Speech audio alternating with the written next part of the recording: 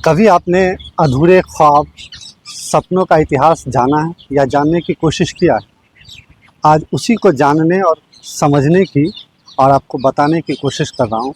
आप मेरे पीछे जो देख रहे हैं ये अलई मीनार है और ये एक अधूरे ख्वाब का जीता जागता एग्जाम्पल है। इसी पर बशीर बद्र कहते हैं, पत्थर मुझे कहते हैं मेरा चाहने वाला, मैं मोम हूँ उसने मुझे छू कर नहीं देखा।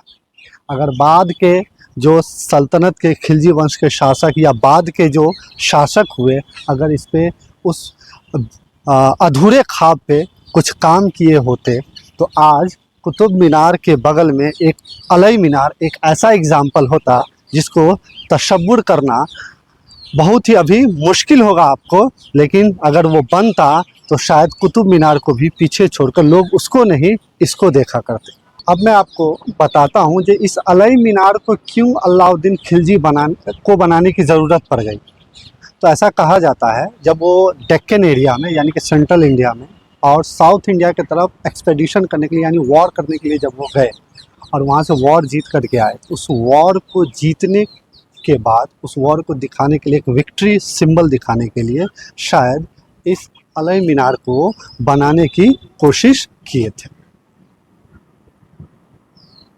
अलाउद्दीन खिलजी ने जब इस अलई मीनार को 1311 में बनवाना शुरू किया तो उनका ख्वाब था इस अलई मीनार को कुतुब मीनार के 2 गुने हाइट में बनाऊं।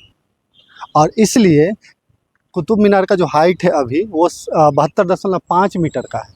तो आप तसव्वुर कर सकते हैं जो इसका डबल होगा तो वो करीब करीब 150 मीटर के आसपास हो जाएगा। और 150 मीटर का अगर होगा तो इसका मतलब है जो इसका कुतुब मीनार का जो डायमीटर अभी है और इसका जो डायमीटर होगा वो बहुत ही ज़्यादा होगा। और आप देख सकते हैं जो इसकी नीचे जो सरकमफ्रेंस है, पूरा जो एरिया लिया गया है वो कितना ज़्यादा लिया गया है।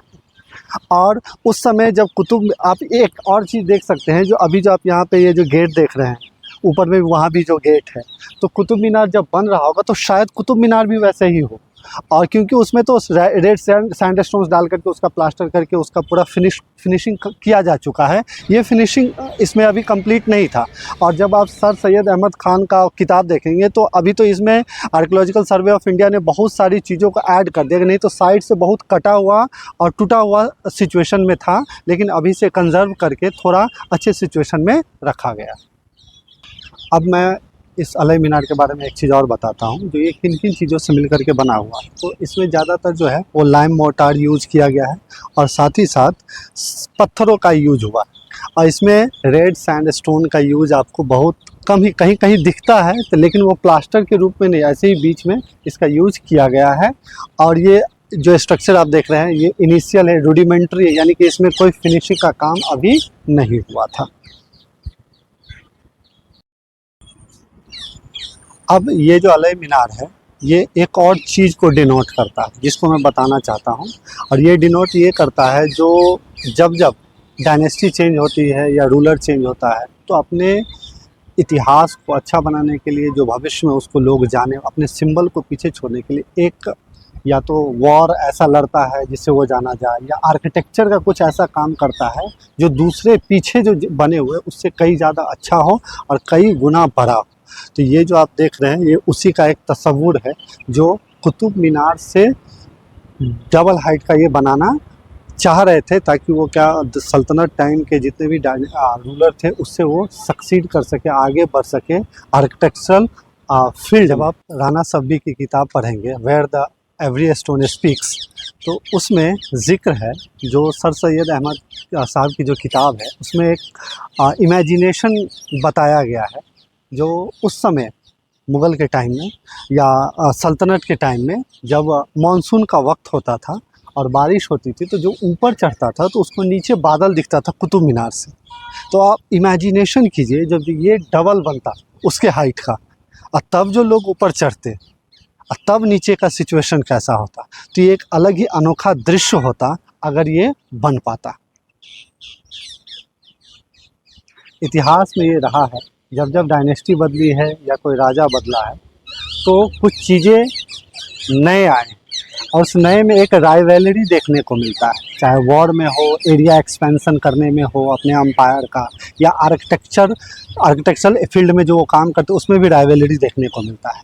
तो ये जो अलई मीनार है ये भी एक राइवलरी का जीता जागता एग्जाम्पल है, जो अलाउद्दीन खिलजी कुतुब मीनार के डबल हाइट से इसको बनाना चाह रहे थे।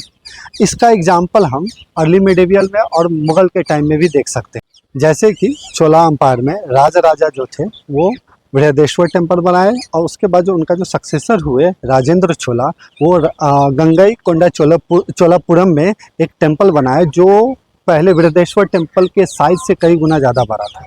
और इसी का एक और एग्जाम्पल हम मुग़ल टाइम में देख सकते हैं, जब शाहजहाँ के द्वारा जामा मस्जिद बनाया गया और उससे बड़ा औरंगज़ेब के द्वारा लाहौर में बनाया गया था। तो ये एक राइवलरी चलती रही है जिसका ये एग्जाम्पल हम पीछे देख सकते हैं।